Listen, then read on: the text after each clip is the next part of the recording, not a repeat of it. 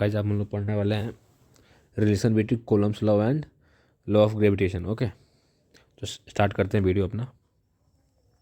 देखो, दोनों के बीच एक सिमिलैरिटी होती है कि जो फोर्स है ना वो दोनों में ना वो इन्वर्सली प्रोपोर्शनल होता है आर स्क्वायर के। देखो यहाँ पर भी है और यहाँ पर भी है, तो ये एक सिंपल सिमिलैरिटी है जो आई थिंक समझ में आ रहा होगा।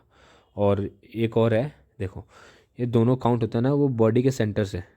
जैसे ये एक बॉडी हो गई और ये एक बॉडी हो गई, दोनों बॉडी हो गई। मान लो एक स्फीयर है, तो इनका जो सेंटर है ना ये दोनों यहाँ से मेजर होते हैं। ओके, इनकी बाउंड्री से नहीं। जैसे कि अगर ये डिस्टेंस दिया हो और ये दिया हो तो हम इसको लेंगे। ओके, सिंपल जो है सिमिलैरिटी है।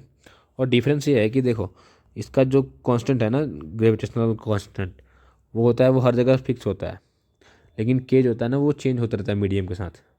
जैसे देखो यहाँ पर एयर में के की वैल्यू सबसे ज़्यादा होती है, क्योंकि के एयर में इसकी वैल्यू हो जाती है 1/4 पाई एप्सिलॉन नॉट, है ना। तो जैसे जैसे एप्सिलॉन नॉट की वैल्यू कम होती है ना वैसे वैसे के की वैल्यू बढ़ जाती है, और वैसे ही फोर्स बढ़ देखो यहाँ पे ऊपर में, देखो है ना, के directly proportional to F. Okay, तो जैसे जैसे ये बढ़ेगा वैसे वैसे ये भी तो बढ़ेगा ना। एक और डिफरेंस है इन दोनों के बीच, देखो जो ये ग्रेविटेशनल फोर्स है ना वो हरदम अट्रैक्टिव होता है। ओके, लेकिन जो ये कूलम्ब्स फोर्स है ना अट्रैक्टिव और रिपल्सिव दोनों हो सकता है, मतलब चेंज होते रहता है। देखो कैसे, क्योंकि देखो ये जो है ना ये दो बॉडीज़ के बीच लग रहा है तो इसको चार्ज से कोई मतलब नहीं है।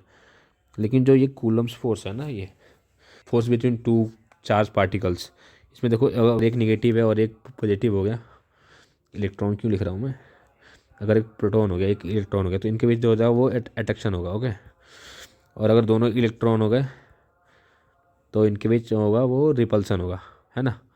तो ये दोनों देखने को मिलता है इसमें।